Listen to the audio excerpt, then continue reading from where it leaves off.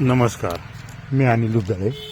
दिवे Belgaum Chandgad live news म्हणजे DBC live न्यूजमध्ये ब्रेकिंग न्यूजमध्ये आपले स्वागत आहे. चंदगड विधानसभा क्षेत्रातील खास करून चंदगड तालुक्यातील जिल्हा परिषद आणि पंचायत समितीच्या निवडणुकीच्या रिंगणात उभारण्यासाठी ज्यांनी अर्ज भरले होते, ते अर्ज भरलेल्यापैकी आजच्या शेवटच्या दिवशी काही जणांनी आपले अर्ज माघारी घेतले आणि माघारीनंतर त्यांनी DBC लाईव्हला माघारीचे दिलेले कारण याविषयी आपण पाहूया.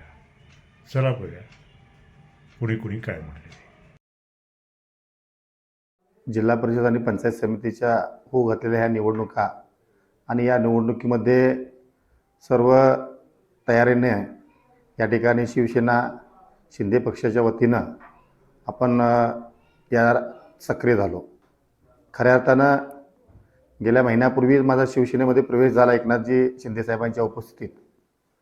पण तालुक्याच्या भागाचा जेव्हा आपण अभ्यास केला तर त्यामध्ये आमची संघटना म्हणावं त्या पद्धतीनं संघटनात्मक बांधणी कमी असल्यामुळं आज आम्ही वरच्या आदेशानुसार या ठिकाणी 2 जिल्हा परिषद आणि 5 पंचायत समितीचा अर्ज भरले होते आणि आम्हाला आमचा धनुष्यबाण गावागावात घराघरात लाडक्या बहिणीची जी योजना आहे माननीय एकनाथजी शिंदेसाहेबांनी आणलेली ती घरात पोहोचवण्याकरता आम्ही सर्व पदाधिकारी आणि आम्ही स्वतः ताकदीनिशी या निवडणुकीत उतरलो होतो.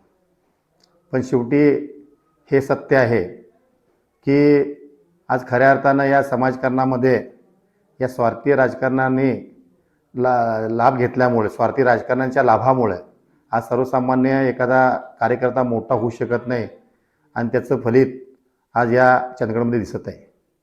या राजकारणाची खरोखर जर आपण बघितलं तर खऱ्या अर्थाने चंदगडचं राजकारण एवढ्या शेवटच्या टोकाला पोचलं आहे की रात्रीचा नेता जो आमच्याबरोबर बसला होता तो सकाळी कुणाच्या घरात आहे हेच कळायला मार्ग नसल्यामुळे सर्वसामान्य मतदारावरती मोठा प्रश्न निर्माण झालेला आहे.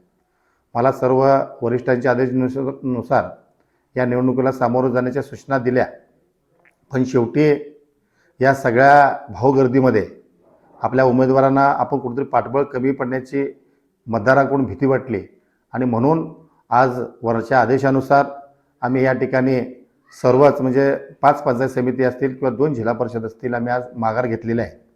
आणि इथून पुढच्या काळामध्ये संघटनात्मक पहिल्यांदा बांधणी करून पक्ष वाढीव करण्याकरता जे काय आपल्याला करता येईल त्याच्यासाठी आम्ही उद्यापासून या आमच्या पक्षाच्या वाढीसाठी आम्ही गतिमान योजना चालू करणार आहे. तसेच राहिला प्रश्न आता या निवडणुकीमध्ये आमची जी भूमिका आहे ती भूमिका आमची स्पष्ट आणि सरळ आहे. आमच्या संघटनेला उभार देण्याकरता माननीय एकनाथजी शिंदेसाहेब या महाराष्ट्राचे उपमुख्यमंत्री आहेत. त्यांचा तर आम्हाला आधार आहेच, पण शेवटी आमचा पक्ष हा मोठा असल्यामुळं उद्या पक्षाकडून जो आम्हाला आदेश प्राप्त होईल त्या आदेशाचं पालन करून पुढच्या या 8-10 दिवसाच्या घडामोडीमध्ये आम्ही काय करणार आहोत, कसं जाणार आहोत, आमची संघटनात्मक बांधणी कशी होणार आहे त्या पद्धतीचं नियोजन करून सर्व पदाधिकारी, उपजिल्हा प्रमुख असतील, जिल्हा प्रमुख असतील, आमचे तालुका प्रमुख असतील किंवा शिवसेनेवरती प्रेम करणारे सर्व किंवा उमेदवार जे असतील आता ज्यांनी माघार घेतले ते सगळे उमेदवार आम्ही एकत्रित बसून एक योग्य निर्णय घेऊन आमच्या संघटनेचं धनुष्यबाण किंवा आमच्या पक्षाचे विचार किंवा आमच्या पक्षाचे विचार ज्यांच्याशी बांधले राहतील अशा पक्षाच्या चर्चेबरोबर राहून पुढची संघटना बांधण्यासाठी आम्ही प्रयत्न करणार आहोत. आज खऱ्या अर्थानं या सर्व गोष्टीमध्ये एक मात्र दिसून आलं की संघटनात्मक बांधणी असेल तरच आपण राजकारणामध्ये यशस्वी होऊ शकतो आणि त्याकरिता आमची संघटनात्मक बांधणी आहे. प्रभाकर खांडेकर यांना मनाला चांगला संच आहे.